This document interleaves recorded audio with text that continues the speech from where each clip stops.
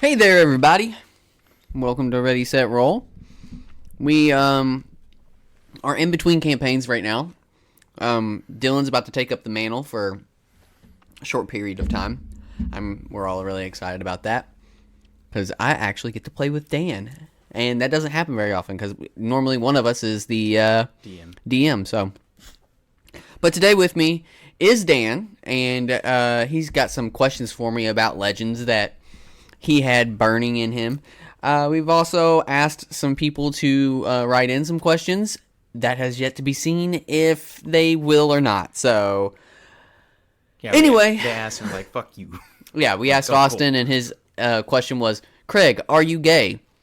Being since I'm married and have kids, I'm not gay. But, you know, Elton John's got a kid too. So, still on the table. You never know.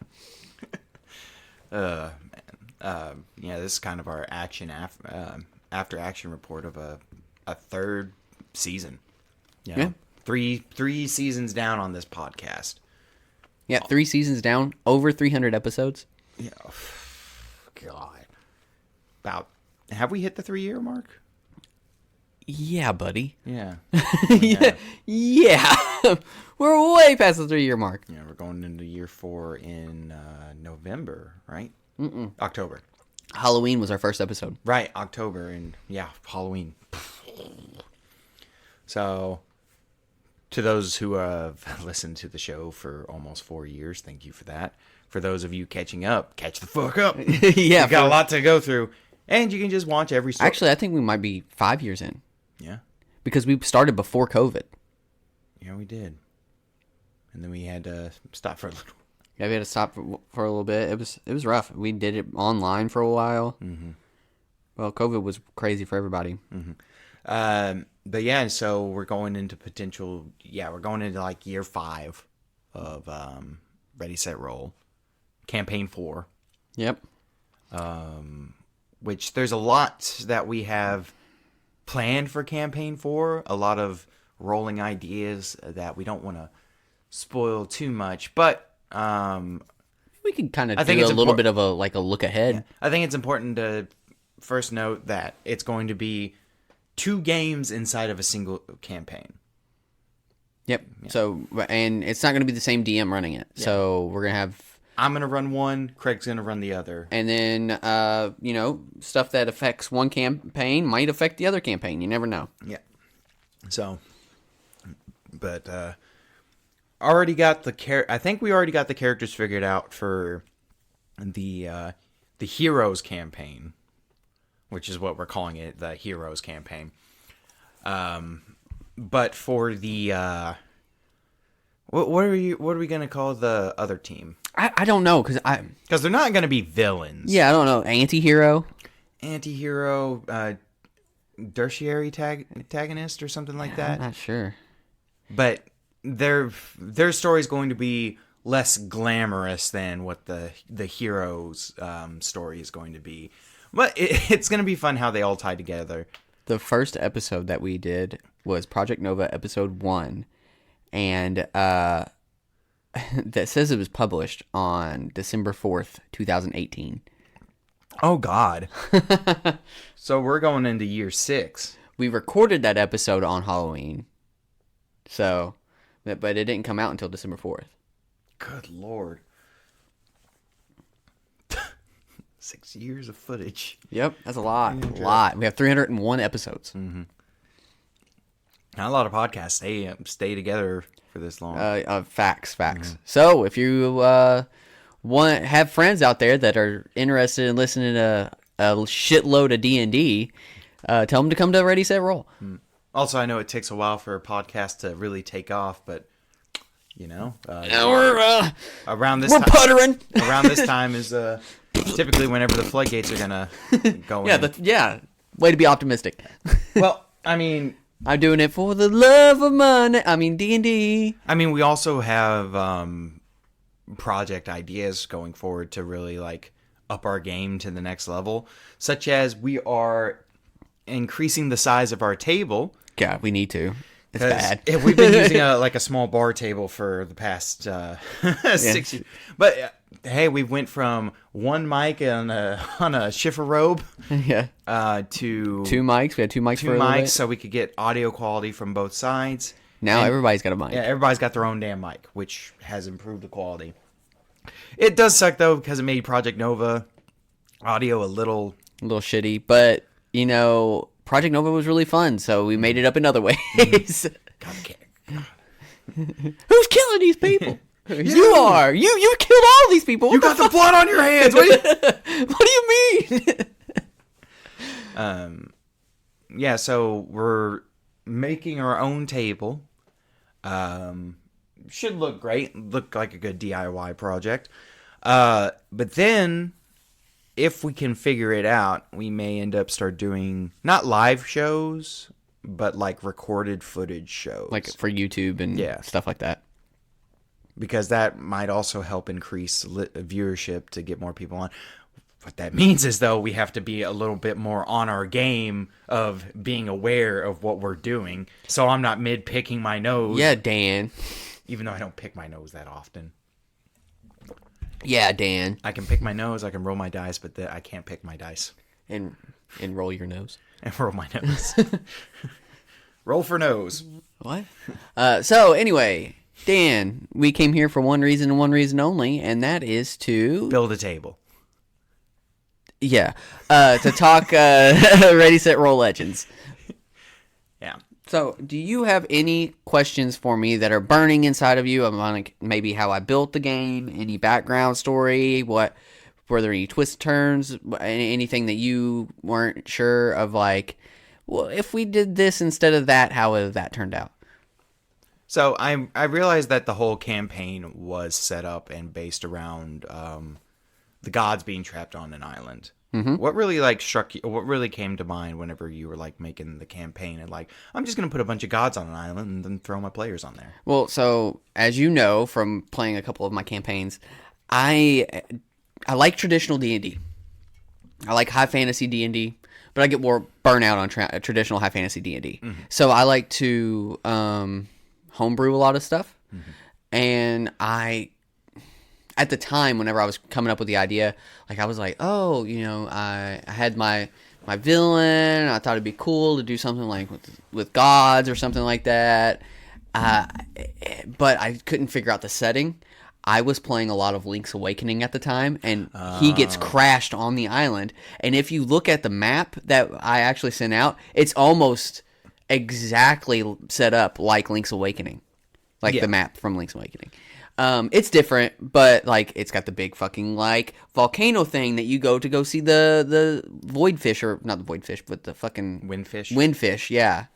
And that's where the final boss fight was taking place with you and Zeus and stuff like that. But I was like, oh shit, they get crashed on an island. That can be how we get to our setting. And I wanted to be set in modern times, but modern times have modern problems. Mm-hmm. Okay, how am I going to get around the fact that they have cell phones and shit like that? Well, now they're on an island. They don't have cell phone service, But that's really how I came up with the whole get stuck on an island thing. But with the god situation, I don't know how I came up with the Greek gods. Actually, no, I was listening to a lot of podcasts and videos and stuff about the comparison between how Disney likes to set up Greek mythology and what is truly Greek mythology. So, for example, Hades. Whenever you think of Hades, Dan, what do you think of? I think of either James Woods' Hades, or I think of the Hades video game Hades, or I think of the God of War series Hades, or Clash of. I like to think of Clash of Titans. Clash of Titans, the newer updated version where they're old men with beards. Yeah, like that. But he's always a bad, evil son of a bitch. That's not how Hades is. He's actually more helpful than anything. He's just kind of like a rule follower. He's just this is how it should be, and so that's why he gets pissed at Zeus all the time. Yeah, because Zeus is a rule breaker. Yeah, so every time he's like, I make the rules, bitch. So if you didn't notice while we were recording, every time you all met Hades, he was always like helpful and friendly. And you're all like, whoa, shit, it's fucking Hades. We got to be careful. But no, he was just super helpful and friendly, you know? So why was Thanatos such a dick? Oh, because I don't know, I just felt like it.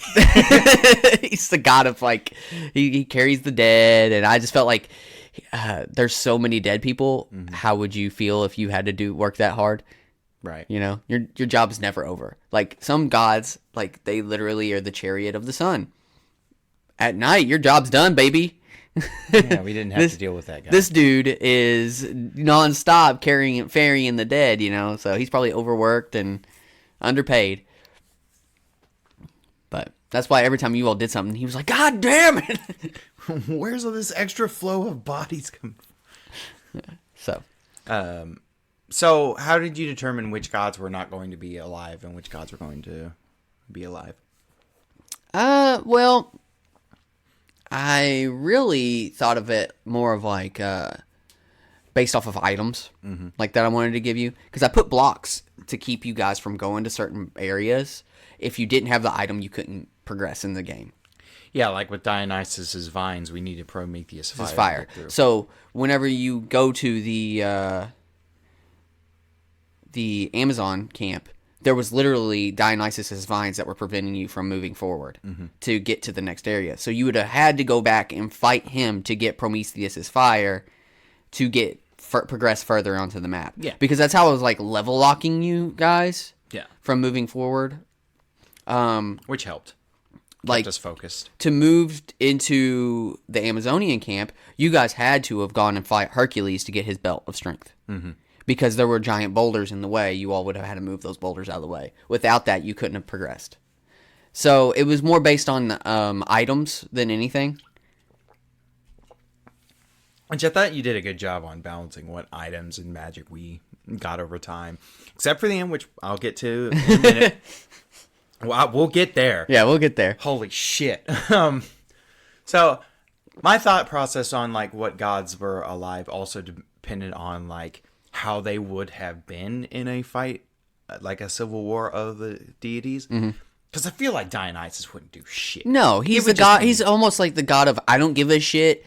I'm about partying and fun, and he's the god of like he's also like the god of madness and stuff too, because and alcohol.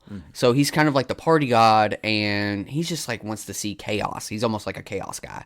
So that's why I brought you guys to him specifically for like, this is a good training montage. He's going to be the one running the gladiator, the Colosseum, you know, to get, you know, you guys acclimated from being a TV crew into somebody who can actually maybe fight something. Yeah, so that's how I did that. Was he was having a party. He's having a good time. You can't dinner and a show. Why the plant-based babies? Why? Those things were fucking nightmarish to think about. So he's the god of wine and stuff like that. So I was like, man, it'd be what if he would spawn these creatures out of like grapevines?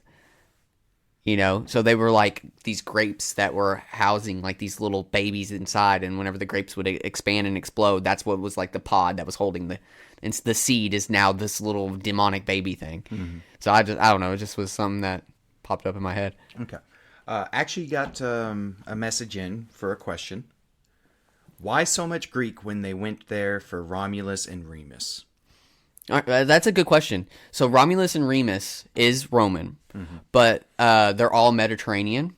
And the Greek gods and the Roman gods are actually one and the same. Yeah. It's just they have different names. So Zeus is Jupiter, you know, Venus is Aphrodite, and so on and so forth.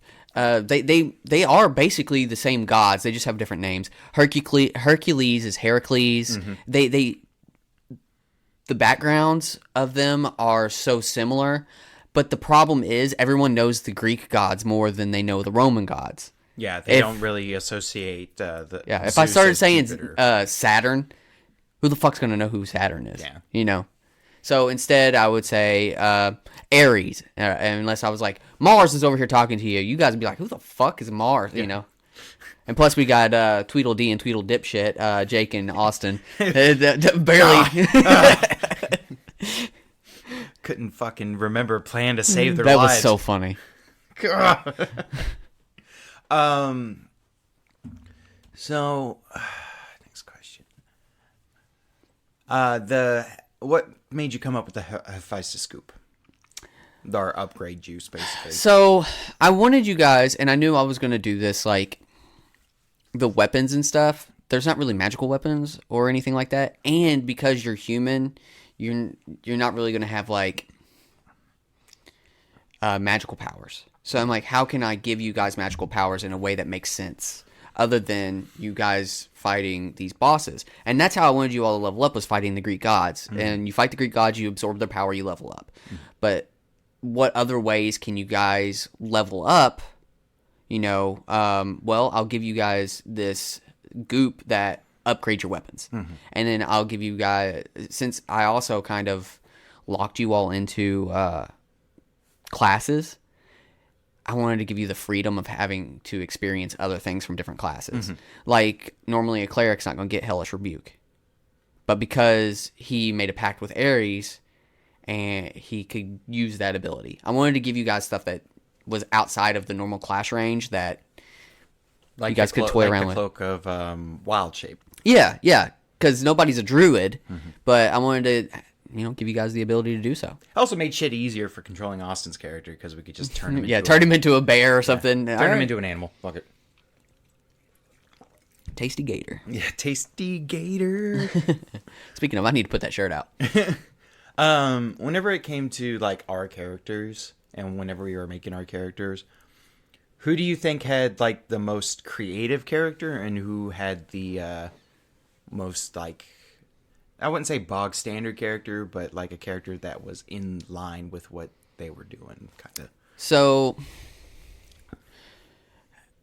between the creative ones, it's obviously you and Dylan were the most, like, Bert and Sam. You guys had like an actual backstory that I could work with, and you all know D&D well enough that you're not afraid to take chances. Mm-hmm. Oh,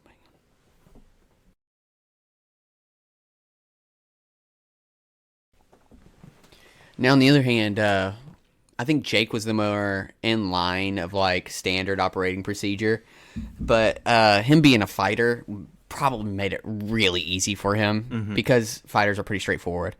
Then he started to branch out into barbarian, which was cool. It's nice to branch out and try other things.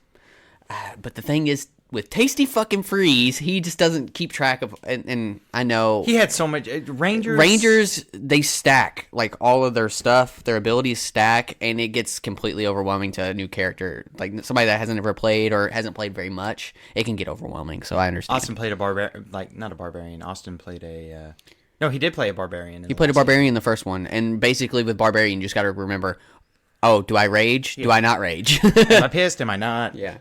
With Ranger, it's, okay, do I have my hunting mark applied? Have I activated my Ranger ability to deal extra damage? Are they my chosen enemy? Is my favorite foe activated? Yeah. Is this my preferred terrain? Am I concentrating on a spell? Am I hiding in plain sight? Yes. Yes. So it can get a little complicated. That is the funniest shit. The way his stat makeup was he wasn't statted right for a Ranger at all. Well, no. He had good decks. He just kept using strength-based weapons. His favorite weapon was a hatchet, which is strength-based. I was like, this is fucking hilarious. So he's going in with his offhand with a dagger, and then he's coming in with a hatchet. So he's doing like minimum of damage every time, and I laughed every time because it was great just watching him work. Because he's like, all right, I'm going to stab somebody with my dagger now. Now I'm going to use my hatchet. Here comes a short sword. Bow. He's just using every fucking weapon in his arsenal. Yeah, that's what he does. If I had to do a count of like favored weapon of a character or of a player, I feel like a dagger is Austin's. Yeah, because whenever he played with OJ, he was like, oh, okay, I'm going to use my axe. Now I'm going to use my dagger. Now I'm going to use my little punchy glove that has a dagger in it. Yeah. Yeah, so he does like to swap his weapons a lot. Mm-hmm. Now, which is cool. Heaven forbid you make him a fighter, because then he'll be good at every weapon. It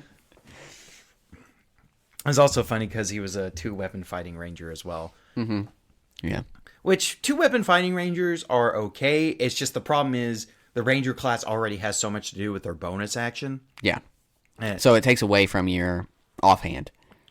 in the beginning levels, it's like, yeah, I'm doing so much more damage, but at later levels, it's like I could really use that bonus action for something else. Yeah. I prefer the archer class of Ranger whenever I play Ranger. So Well, now they have thrown weapon, and so you can do a Ranger with a throw weapon build. oh, that could work. Which I did make one of those before. It was fucking hilarious. I had like a cloud giant belt on, so I was just taking a javelin. I had sharpshooter, so I was like nice. throwing the javelin 120 feet, -5, pinning people to walls.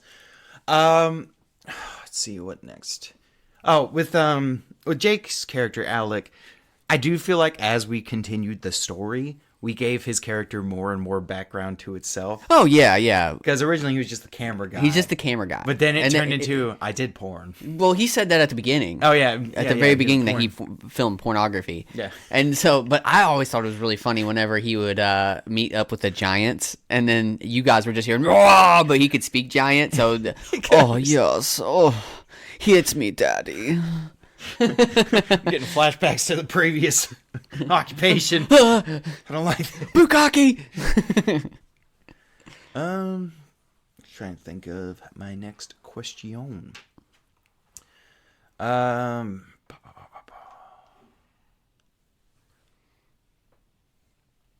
Okay, I might as well get it to this question now. The Spear of Destiny. Mm-hmm. How did that end up in your purview? So, I knew Jake was rolling like shit. He had the curse this. Oh, yeah. He had the ick this fucking season. And I wanted to give him an item or an opportunity to actually do something, but I wanted to give him a really good item that if it worked, it did really good damage. So he would be wanting to do it. But I also wanted it to have a really bad drawback. So if he fucked up, it was like, so that it would make him want to use it in certain situations. Like, he's not going to use it all the time, but it would be situational because the drawback, if it fucks up, would be such like a detriment. Painful. Yeah. So that's why I did the 50-50. Yeah. Now, thinking about it, whenever he leveled it up, I probably shouldn't have leveled it. I should have kept it at the 50-50 shot. Yes. And then did the proficiency like we did. But I probably could have given him the thunder wave effect, which would have been sufficient.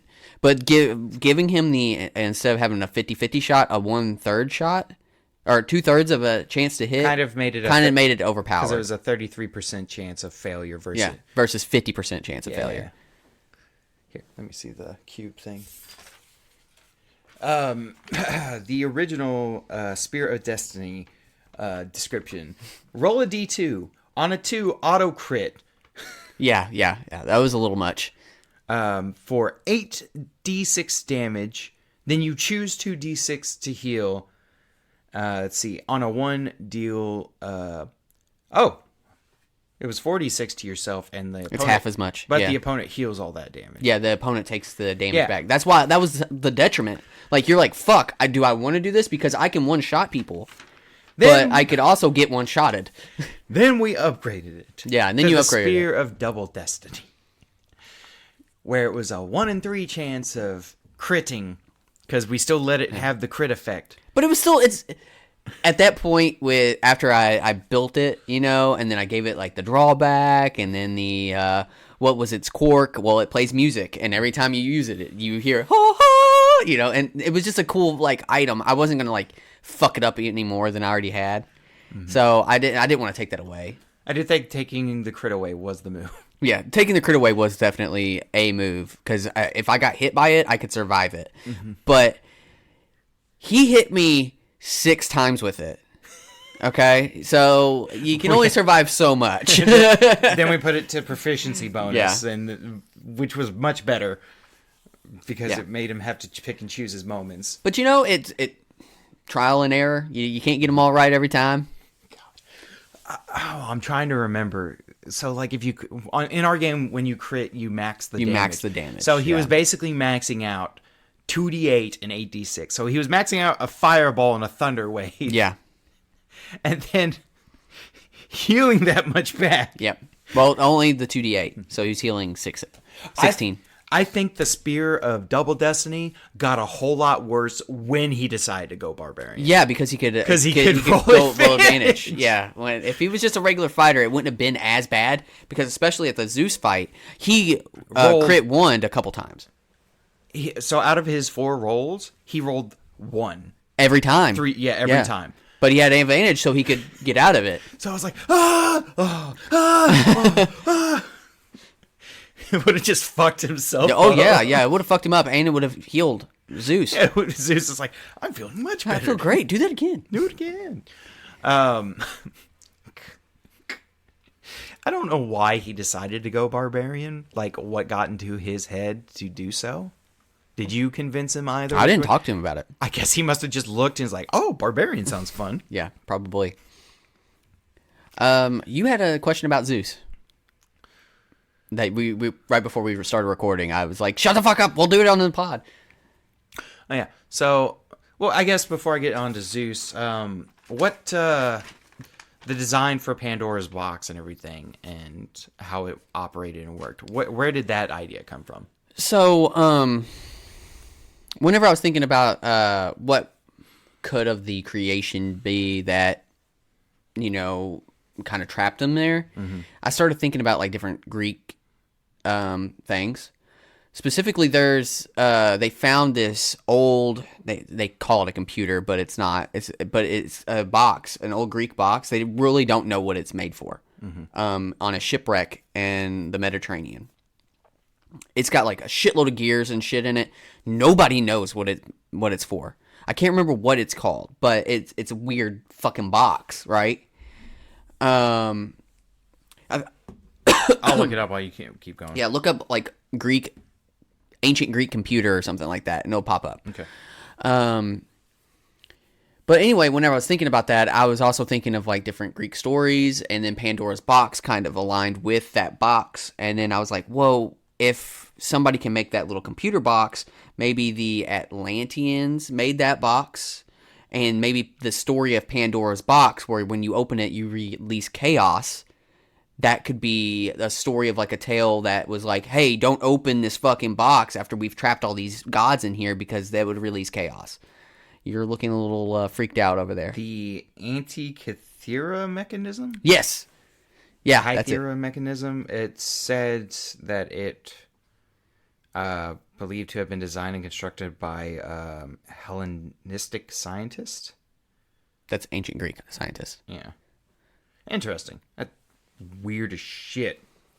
Yeah, so that's what I was thinking of, like, that plus the story of Pandora's box, like somebody opened up Pandora's box, it released chaos into the world. Well, what is chaos? The ultimate chaos is these gods that have been trapped in prison, basically trapped in Tartarus, in this limbo that they want to get out of. They want to escape. And who would they want to, or who would they blame for their imprisonment? Humans. So that would be the ultimate chaos. That's where the story of Pandora's box came from. And then I had to come up with, like, again, the items. This is another item-based thing. You get the Promethean fire. It's like getting, in Pokemon, you get fly. I need HM cut. So that's the Promethean fire, the soul coin. Well, what's something that Hades has that you guys would want when he's got the soul coin? Is he willing to give it to you? Not really. No. So that's where I came up with the box idea. And then you had the trident, which honestly, any of the three, Zeus's spear would have worked. His like lightning bolt would have worked, would have turned it on. Hades' fork would have turned it on, or Poseidon's trident would have turned it on. So any of those three. I think it's funny that the spear could turn it on because it's not a 3-pronged thing, yeah. But he could break it in half. Oh yeah. That is true. And then Zeus didn't. So, why is it that Zeus didn't have any knowledge about what the box did whenever you deactivated it?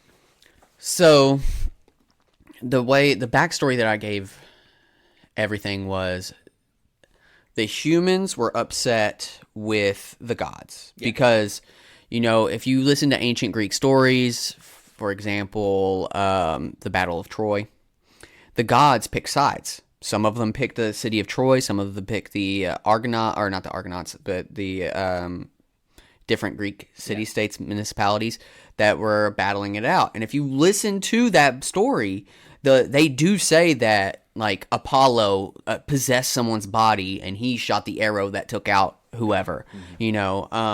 So that vein, why wouldn't some of the gods be more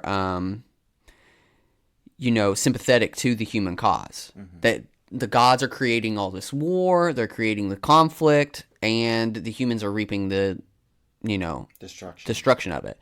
So whenever I did that, I was thinking of like, okay, so what gods would be sympathetic to the cause? Hades was sympathetic to y'all's cause. Athena was sympathetic to y'all's cause, so much so that she sacrificed her life to turn the box on, and just because Zeus was there at the battle of where everything was taking place, whenever the Atlanteans, the Amazonians were like starting to create their beachhead to fight the gods on their own terrain, because that's where they were going to lock it down. He didn't know what the box was capable of, you know what I mean? So he just knew that there was some type of fucking weapon. This is a weapon of some type, whatever it is. And then he also had to deal with the fact that he had to fight some of the other gods as well. Like Hades, yeah, he's going to help the humans, but he's also be like, well, fuck, they can't take on Zeus, so I need to help fight against Zeus. So he didn't know exactly what was going on. He just knew that she turned it on, then another god could have fucking killed her, for all he knew. Not to mention that he was injured in the battle, Yeah. Which everybody thought he died. Everybody thought he died. Instead, he just went into hiding till he could recover. So Athena had to turn it on, right? Why did Poseidon have to turn it off?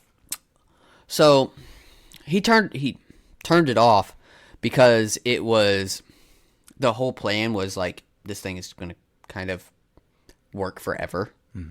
This is an infinite prison box. So he was trying to turn it off to try to break free, but it was just kind of that residual energy that stayed, Oh, he tried to turn it off to escape. Yeah. Oh, so he was one of the gods that wanted to leave. So whenever he turned off the infinite energy supply, it fucked him up too. Yeah. It didn't like outright fucking kill him, because he's a very powerful god. But as you notice, when he went back to his home, he really wasn't there. He's kind of died whenever he went. Fuck. We didn't need to turn it off, did we? Huh? The box. Well, after turning it back on? Yeah. Well, that's what let you guys get out. If you would have turned it back off, like, you kind of like flick the switch on and off. Because your whole point was you wanted to leave all of the crazy monster shit on the island. That's why you turned it off again. When really, though, we only needed to turn it back on, because we could have escaped through the cracks if you knew where they were. If we knew where they were, yeah, which we could have found them. So Bert didn't really need to die. It is what it is. Yeah, but we so don't get me wrong here to people listening. We were given all the context clues that, hey, this box might either drain you of all your godly essence or kill you. But we didn't really lean into the killing, we would die part. Yeah. I was more leaning into, okay, it just takes all your godly power. Well, I mean, I honestly thought you guys would ask the question, well, what happened to her? And you never did. Well, I don't think we really tied in. We just knew Athena died during the war. We didn't tie it into her dying because she turned on the box. Right. It didn't click with any of us that, hey, she must have been the one who turned on the box and died. With Poseidon, I was like, okay, he got really just fucked up and probably lost all of his god power, which is why he ended up dead. Yeah, he was like a husk. He was a husk of his former self. But with us, who weren't gods to begin with, we would just I thought we would just lose that part of ourselves that became godly and then just go back to being regular old human, which was not the case. No. No, it sucked all of the power. It uses the power. And spoilers, when fucking fucking Jake They is just like died. yeah. When Jake's like, oh, yeah, I'll just stick it in and go. And Craig, just the look on your face when he said, I'm just going to stick it in and turn it, you were just like, you were dumbfounded because you were like, oh, he's just fucking going. I mean, honestly, I thought it was gonna be you. Yeah. I was like, oh, Dan's gonna be the one that's gonna fucking die here. Yeah. He just, before anything else really happened, Sam gets back up. Ah, man, because I got knocked off. Oh my god! I got- Oh my god! I had like 5 HP of a difference of truly dying. Right. I was like, fuck. Yeah. His strongest attack was his sword that he makes. That because it does 40 damage a pop. Yeah. So I was like almost close to 3 people dying. Mm-hmm. But then, Jake is, Alec just went, okay, guys, don't worry, I got this. I'm like, what the fuck? All of us at the table were like, in the 5 stages of grief. Yeah. Like denial, bargaining. He's not dead. Yeah. He's got false life, which I would normally agree with you, but the fact that it steals the energy, that is a type of godly essence that it steals. So it also took the Death Ward's Yes. godly essence with it. Because, fun fact about Death Ward literally stops any insta-death spell effect or monster effect or whatever, like Power Word Kill. Yeah, if it you have it on completely you. negates it. And I think that's so fucking cool that there is a spell that can prevent Power Word Kill. Yep. I've had an argument with another DM one time. He's like, oh yeah, no, it just drops you to 1. I'm like, no, it fucking negates death effects. And he was like, well, I'm just going to make it 1. I'm like, you motherfucker. You motherfucker. We'll talk about this later. Because it wasn't me who was getting affected by it. Yeah. Read the book. Yeah. Word for word. Look, I understand we don't really have, like, read your damn spells for Austin. Yeah. Because Austin is Austin. He's not going to read the damn thing. He is who he is. Yeah, he is who he is. But like, if you're running a podcast, know your abilities. I think we should make him try to convince him to be a rogue next time. Then I'm gonna have fucking 3 rogues to deal with. What? How are you gonna have 3 rogues? I am a bard, I know, sir. I know. But for some reason, I thought Jake was going rogue, Dylan's going rogue, and so Austin going rogue. I'm having to deal with a bard. Dylan's going rogue. I think. I don't know. You all are still. I mean, I'm just being Mortimer. Yeah, they're all still determining. But I'm just kind of like, my God, I'm just dealing with the sneaky boys. The Sneaky Boys. Welcome to the Sneaky Boys podcast. Fucking nightmarish. Yeah, no. So whenever freaking Alec died, you know, it's like, oh shit. But then it's like we decided to turn it back off. And you had to choose who was going to use. Yeah. Yeah, because it couldn't have been Luigi. Yeah, because You know- Luigi technically didn't have. Any godly essence. Yeah. Speaking of Mario, you guys kept asking me like, what is his Yeah, what the stat fuck block? is up with Mario? So I used the starting stats of the Swashbuckler for Luigi and Mario because they're one and the same. Mm-hmm. And so Mario had become his sneak attack damage. That's why he was doing so much more damage than Luigi. And then as you guys leveled up, I kept your friends. I leveled them up too. I just used their starting stat block as like, you know, Yes. and then I would roll for hit points, and I would level them up as well. So that, because I knew at the end I wanted you all to have a conflict. Whether or not you fought them was a whole different thing. Mm-hmm. But I wanted them, one of the twists was this group of friends who obviously have some different views on are we getting off the island or not because of the ramifications of what else could get off the island. Mm-hmm. Might have a conflict with you. And then if you're just like, no, we're going to go and we're going to take care of this. They'd be like, well, you're fucking might be working with them, bro. You've got godly essence in you now, you know? So that's what I wanted to conflict. And then whether or not you worked it out, if you fought them, I didn't want them to be like complete pushovers. So, because they are warriors, you know, Pip fought in the Colosseum. I don't know. Was it Basil was there? She was an Amazon warrior. You had the Atlantean commander, which you guys can't figure out her fucking I can't name. fucking remember her name, but you know, I can't remember. her name is. So by the way, with those, that it was a helmet that they could like communicate like orders, but they didn't want other people to know their orders. You know, so speak language. um, yeah, because like with every time Mario did damage and shit or flew across the fucking map, it's like, what the hell, man? My face. So then, why was it that he attached himself to Luigi at the end? Oh, so I was always gonna plan on like weird Frankenstein's monstering like Luigi and Mario together because technically they're the same stat block. But whenever Dylan made the comment of like, because his body got shocked in the thing, that's what was gonna like jolt it back together. But and you all made the comment of how like Mario is actually like he's got some godly powers in him somehow. So I was just like, well, fuck it, we'll ride with it. Oh God, what am I thinking of? So I'm gonna just lay it all out there for you. Had Zeus not killed Luigi, I think over under we would have sided with Zeus. Maybe, I don't know. I really don't know. I think we also would have like let Zeus do his thing, right? Yeah, just to see what happens. Yeah, he would have fucking died. Yeah, but like the fucking catalyst was the death of Luigi. Well, he wouldn't have killed him if you didn't throw him through the fucking portal. Look, I'm just saying, Luigi is like, I'm gonna fight. All right, you're fighting. Here we go.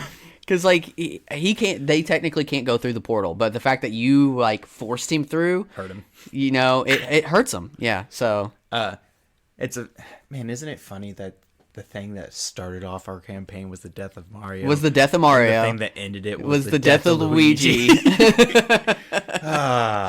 Good time. Good shit. Yeah. Well, you got any last questions? Well, let's see if the three dipshits and anything. Nope, still nothing. Still nothing. This is your last chance, people. I'm trying to think if there's anything else. And poor little Cerberus, he didn't see much action at all. No, he forgot about him until the last second. Yeah, he's a good boy. Yeah, he's got some good stats too.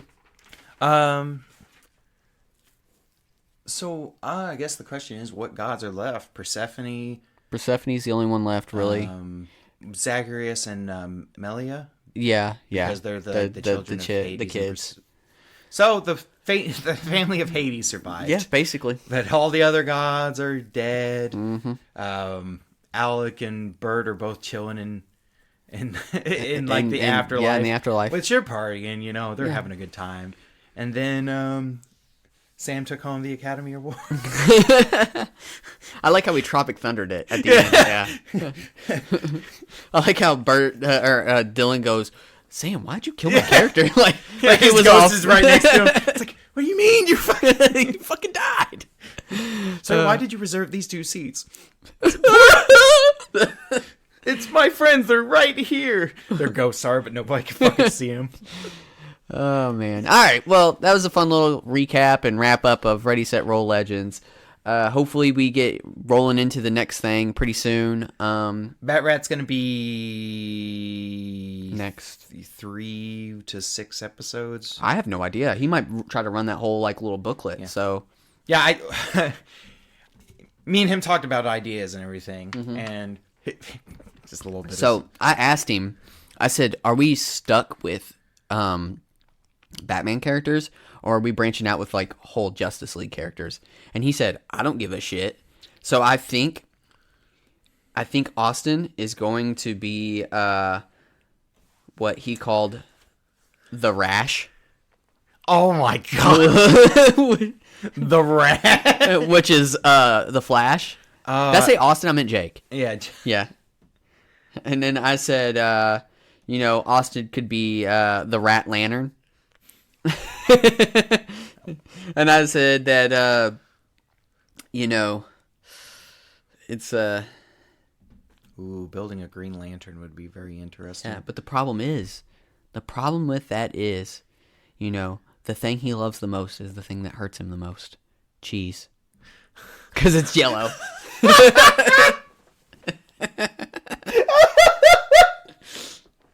Oh my god! I can't eat cheese, man. It kills. We got a last minute question from Jake. Oh. He said, "Did all the footage actually make it back, and how did the resulting show do?" So I will say, all of the footage did come back. We did now in the episode that we did, which was like a recap episode. I did splice together all your guys' like little things. I liken it to like Tropic Thunder. You guys took all of that footage, and then I don't know. Would you have made a documentary out of it, or would you have turned it into like an actual movie? Oh, so like the documentary based on a fake book. Yeah, based on the what was it that they did? This is a movie based on the documentary of a book wrote from a guy who was not there. Yeah. So would you have made a documentary out of the footage, or would you have taken that and then turned it into because it wasn't like cohesive, you know? Would have turned it like into like a superhero movie or whatever. Director's commentary sort of bit. Is that what you've done? Yeah, yeah. Like where Tasty and Sam would have done voiceovers, right? Gotcha. Of the actual thing. It's like, so throughout this entire series of events, we didn't know what the fuck was going on in the beginning. It was a nightmare. The whole situation, the film crew were all alive. We lost one of the boatmen. There was tribals everywhere. Apparently deities, whatever. You don't believe it, sure, but where have we been the past few months? Yeah. And why can I do this? Yeah. What the fuck? Yeah. Like, it's all locked on that island now, so we don't really got to worry about it. But my God, what an adventure! And if people consider it just fiction, it's fine. But this is where we're at. Blur that. Why was he in that room at the time? Why was he pissing in his mouth? Oh God! Oh, what the fuck? You have to have theme of Santa, like Alec left the camera on and Santa Claus rolls up. This show has a lot of twists and turns and various subjects. Yeah, my trauma. My trauma. Oh, and thus that trauma is ended, and we move on to our next Ready, Set, Roll projects. All right, guys. Well, I appreciate everyone that's listening, everyone that keeps on listening, everybody that, share the show with anybody that you think would have a good time with this show. Secondly, real quick, I want to shout out DiceEnvy.com for being our sponsor, /Ready, Set, Roll. Get 10% off of your dice. We got RSR merch. It's back up and running. Yes. So, it didn't take very long for them to work that out. So cool. Thanks, RSR merch. And, you could hit me up on Manect if you have any more questions, if you have any more questions that didn't get answered and they're just burning inside, you gotta ask me. Hit me up on Manect. I'm Craig Thomas on Manect. Yeah. Remember, word to mouth. Spread your friends. Wait, what? Spread word to your friends. Just tell a friend, say, hey, you think this podcast is funny? You think we're funny? I think we're fucking hilarious. I don't know. Yeah, we have a good time. I die too much. When we get off track, we have to fight. Yeah, we have to reel it back in. Yeah.